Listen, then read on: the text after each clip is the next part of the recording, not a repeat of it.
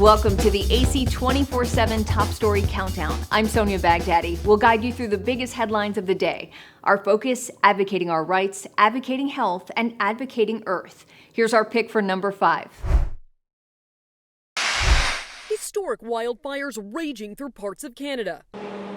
More than 26,000 people have been forced to evacuate their homes. People's homes are literally burning down. Their lives are being turned upside down. So far this year, 8 million acres have burned.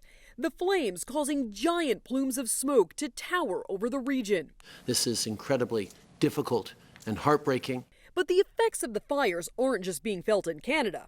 The smoke triggering air quality warnings in the U.S., impacting millions of Americans from the Midwest to the Northeast. The National Weather Service issuing a code orange for Tuesday for parts of the Northeast, including New York, New Jersey, Connecticut, and Pennsylvania, meaning the air quality will be harmful to sensitive groups like the elderly and young children, those groups being urged to stay indoors. Meanwhile, in Canada, at least 200 structures have been damaged. Firefighters are doing their best to contain it. We're going to get through this together. I'm Jen Sullivan reporting. You can stream the Advocate channel now. Download our Roku, Fire TV, Apple TV, or Google Play Store app for instant access. The countdown continues with number 4. Another pitched battle between protesters and police in the heart of Paris. The images captured by a journalist who's made this his specialty.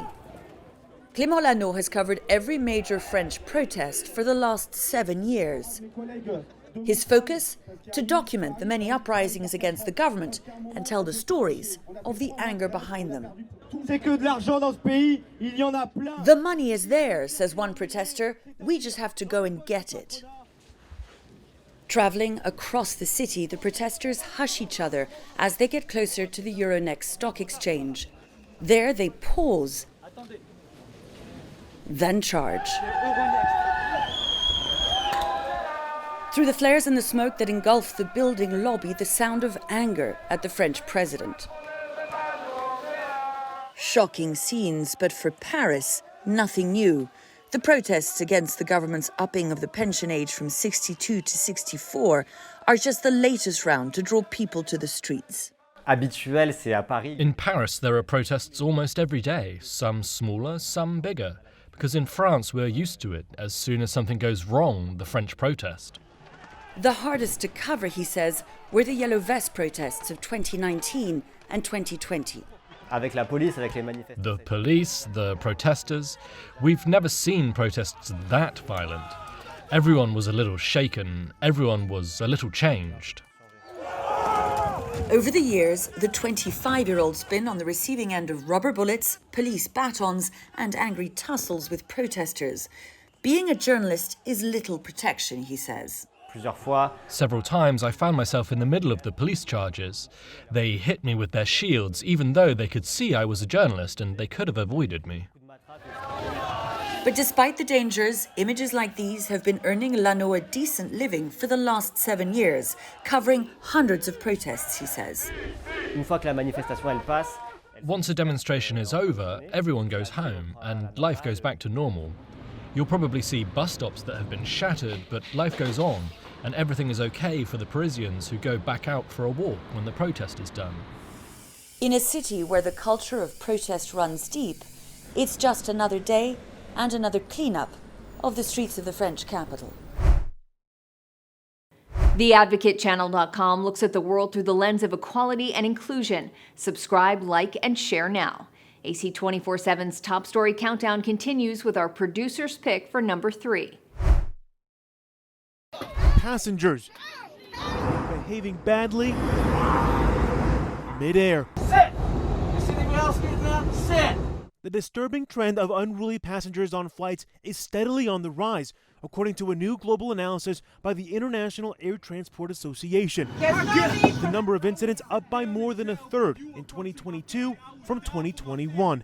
Incidents of problematic passengers increasing by a whopping 37% year on year per IATA. Some of the biggest issues: intoxication, verbal abuse, and non-compliance with the rules. IATA cites vaping and smoking as the leading rule broken by rebellious flyers, followed by failure to fasten seatbelts when instructed, exceeding the carry-on baggage allowance or failing to store baggage when required, and consumption of own alcohol on board. While in-flight physical violence remains rare, there was a disturbing 61% rise from 2021 to 2022. If somebody's belligerent, if somebody's abusive, there's no real immediate remedy. You can't just kick them off the plane. In response, airlines along with the FAA are working towards zero-tolerance policies with the hope of curbing misconduct. Don't do anything that would cause a threat or a disruption to your fellow passengers and your flight crews. The pilot always says that flight attendants are there primarily for your safety, and that's right.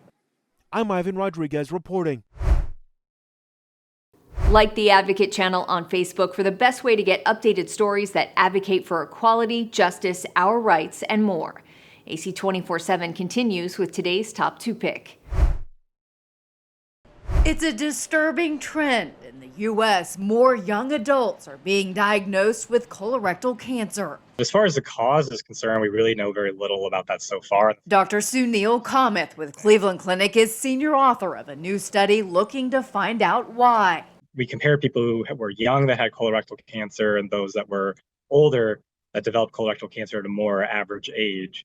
One of the biggest differences when researchers compared the two age groups, those who are younger than 50 with colorectal cancer had lower levels of citrate. Citrate is created when the body converts food into energy. Researchers say they also found differences in the breakdowns of protein and carbohydrates, which they say could suggest that red meat and sugar intake may be linked to getting colorectal cancer at a younger age. Kamath says the takeaway here is to modify your diet. The things that we know we should be doing, increasing leafy green vegetables, limiting sugar, limiting processed foods, limiting red meat, and getting more of our proteins from lean meats like fish or poultry or beans, lentils. Signs and symptoms of colorectal cancer include changes in bowel habits, rectal bleeding or blood in the stool, cramping or abdominal pain, weakness and fatigue, and weight loss. Unfortunately, there's the narrative out there, both in the medical community and the general public, that you can be too young to have cancer. And I want people to know that, unfortunately, that isn't the case. For Health Minute, I'm Mandy Gaither. Follow the Advocate channel on Twitter and Instagram to stay updated on stories that matter every day. We're now at our #1 story of the day. Take a look. Well, good afternoon. President Joe Biden sitting down with his cabinet Tuesday for the first time since January. Today, I'm here with my cabinet, continuing to focus on getting the job done for the American people. With an eye toward Biden's 2024 re-election bid, where the economy will be among the top domestic issues, the White House used the meeting to highlight implementation of the president's infrastructure plan signed into law last summer, an unemployment rate under 4%, and the bipartisan debt ceiling deal Biden signed over the weekend to ensure the U.S. would avoid default. He believes that we can continue to get things done, and there's a long list of legislative agenda that he wants to see. With the debt ceiling crisis resolved, more economists are leaning away from the idea that the Federal Reserve's interest rate hikes to curb inflation could slow the economy to a halt. Goldman Sachs chief economist told CNBC Tuesday the labor market is cooling in a way where layoffs have been confined to certain sectors. If you look at the overall layoff numbers, they're still pretty similar to where they were in sort of 2018, 2019, when we had a pretty strong labor market. And consumers keep spending, though major retailers like Macy's and Costco have reported a shift toward less expensive food, essentials, and services as 2 years of high inflation takes a toll. In Washington, I'm Karen Kafa. Thanks for watching the Advocate channel's top stories. We're on Facebook, Twitter, TikTok, and YouTube. Follow, like, and share, or check out advocatechannel.com for even more stories that advocate for you.